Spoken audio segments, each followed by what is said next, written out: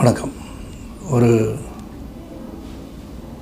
துக்கமான நாள் தான் சொல்லணும். இது என்னை பொறுத்த வரைக்கும் மருத்துவமனைக்கு போகும்போதெல்லாம் அன்பு சகோதரர், அன்பு நண்பர், புரட்சி கலைஞர் கேப்டன் அவர்கள் பூர்ண குணமடைந்து வீட்டுக்கு வந்து மறுபடியும் பழைய விஜயகாந்த் அவரை பார்ப்போன்னு நினச்சிட்டு இருந்த பல பேருக்கு இது மிகப்பெரிய ஒரு அதிர்ச்சி.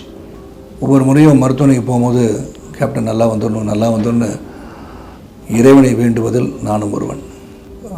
அதாவது என்னுடைய வாழ்க்கை பயணத்தில், கலைவள பயணத்தில் வந்து ஒரு மிகப்பெரிய ஒரு சரிவை நான் பார்க்கும்போது என்னை சப்போர்ட் பண்ணது விஜயகாந்த். பல முறை நான் சொல்லியிருக்கேன். அவன் அலுவலகத்துக்கு போனது எனக்கு பசுமையாக எனக்கு ஞாபகம் இருக்குது. புலனசாரணை படத்துக்காக அவருடைய மேக்கப் அண்ட் ராஜுவனை அவர்கிட்ட கூப்பிட்டு போனார். அதுதான் முதல் சந்திப்பு, நேரடி சந்திப்பு விஜயகாந்த் சாரோட. அவர் ராவுத்தர், டைரக்டர் செல்வமணி. அதாவது ஒரு இயக்குனருக்கு ஒரு உரிய மரியாதையை அன்றைக்கி அவர் எப்படி கொடுத்தான்றதை என்னால் நேராக பார்க்க முடிஞ்சது. அவருடைய முடிவுக்கு எந்த ஒரு மாற்றம் இல்லாமல் ஒரு புதுமுகத்தை அந்த படத்தில், ஒரு மிகப்பெரிய ஒரு படத்தில் இன்ட்ரடியூஸ் பண்ணணும் போது அவர் எந்த ஒரு இதுவும் கேட்கல, யார் என்னன்னு கேட்டுக்கல. படம் தயாரிச்சிருக்காரு அப்படின்னு அந்த மேக்கப் மேன் ராஜு சொல்லியிருப்பாங்க. படத்தில் போட்டார். அன்று துவங்கிய அந்த நட்பு இன்று வரை நான் வந்து விஜயகாந்த் வாழ்ந்து கொண்டிருக்கிறார் தான் நினச்சிட்ருக்கேன். நான் இந்த 2 ஆண்டுகளாக அவரை சந்திக்க முயற்சி பண்ணி அவர் பார்க்க முடியலன்றது ஒரு மிகப்பெரிய வருத்தம் தான். கடைசியாக ஒரு 40 ஆண்டுகள் கலைப்பயணத்தில் பேசுனது ஞாபகம் இருக்குது. அவர் பக்கத்தில் உட்காந்து ரொம்ப மெல்லிய குரலில் பேசிகிட்டு இருந்தார். அப்போயே வந்து பழைய நண்பரை பார்க்க முடியவில்லையே என்ற ஒரு மிகப்பெரிய ஒரு ஆதங்கம் எனக்குள்ளே இருந்துகிட்டே இருந்துச்சு. ஆனால் அண்மையில் கூட மருத்துவமனைக்கு போயிட்டு வீட்டுக்கு வந்துட்டாரோன்னா சரி குணமடைஞ்சிருவார் அப்படின்னு நினச்சிட்டு இருந்தோம். ஆனால் இது ஒரு மிகப்பெரிய ஒரு அதிர்ச்சி தான்.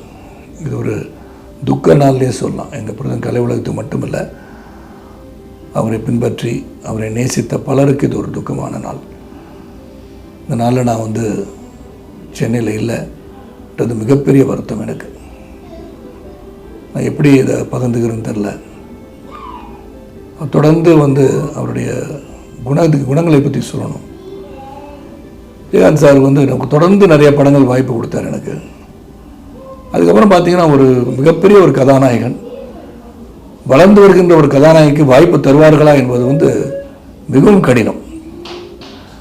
நான் அந்த ஒரு காலகட்டத்தில் என்ன தாய்மொழின்னு படத்தில் அவங்க பேனரில், அவருடைய பேனரில் ஒரு கதாநாயகனாக நடிக்க வச்சு அதில் ஒரு கௌரவ இடம் ஏற்று நடித்தவர் விஜயகாந்த் அவர்கள். அந்த அளவுக்கு டீப் ரூட்டட் ரிலேஷன்ஷிப், ஃப்ரெண்ட்ஷிப், அது அவ்வளோ ஒரு நட்பு எங்கள் 2 பேர் பக்கம். அதில் நடிகர் சங்கத்தில் அவருடன் பயணித்த காலங்களை நினைத்து பார்க்கின்றேன். அவருடைய ஆளுமை திறன் அதில் நான் பார்க்க முடிஞ்சுது. அதே மாதிரி எனக்கு கொடுத்த மரியாதை, அது வந்து பொதுச்சாளர்கிட்ட பேசிக்கோங்க, எந்த டிபார்ட்மெண்டலைசேஷன் சொல்லுவோம், அந்த மாதிரி பொதுச்சாளர் நீங்கள் பேசிக்கோங்கன்னு சொல்லிடுவார். அவர் எடுக்க வேண்டிய முடிவு அவர் எடுப்பார், நான் எடுக்க வேண்டிய முடிவு என்னை எடுக்க விட்டுருவார். அது வந்து மறக்க முடியாத ஒரு கலை நிகழ்ச்சி வந்து விஜயகாந்த் தலைமையில் தான் அது நடக்க முடியும். அது நடந்துச்சுன்னா அதுக்கு அவர் தான் காரணம். நாங்களாம் அவர் கூட இருந்து பயணித்த சகாக்களாக இருந்திருக்காங்க, அவருடன் சேர்ந்து பணியாற்றியவர்களாக இருக்கலாம். நான் முடிவுகள், பிறரை அழைப்பது, எப்படி நடக்கணும், இதெல்லாம் சீரமைப்பு, அதை சீர்படுத்தி எங்களுக்கு கொடுத்தது வந்து விஜயகாந்த் அவர்கள். அவர் இழந்து தவிக்கின்ற ஒரு குடும்பத்தாருக்கும், தேமுதிகவின் உறுப்பினர்களுக்கும், தமிழக மக்களுக்கும், ரசிக பெருமக்களுக்கும் என்னுடைய ஆழ்ந்த அனுதாபங்களை, இரங்கலை என் சார்பாகவும், என் இயக்கத்தின் சார்பாகவும், என் குடும்பத்தின் சார்பாகவும் தெரிவித்துக் கொள்கின்றேன். விஜயகாந்த் சார், நீங்கள் என்றும் அனைவரின் மனங்களில் வாழ்ந்து கொண்டே இருப்பீர்கள். நீங்கள் மறையவில்லை, வாழ்ந்து கொண்டிருக்கிறீர்கள், எங்களை பார்த்து கொண்டிருக்கிறீர்கள் எடுத்துக்கொள்கின்றேன்.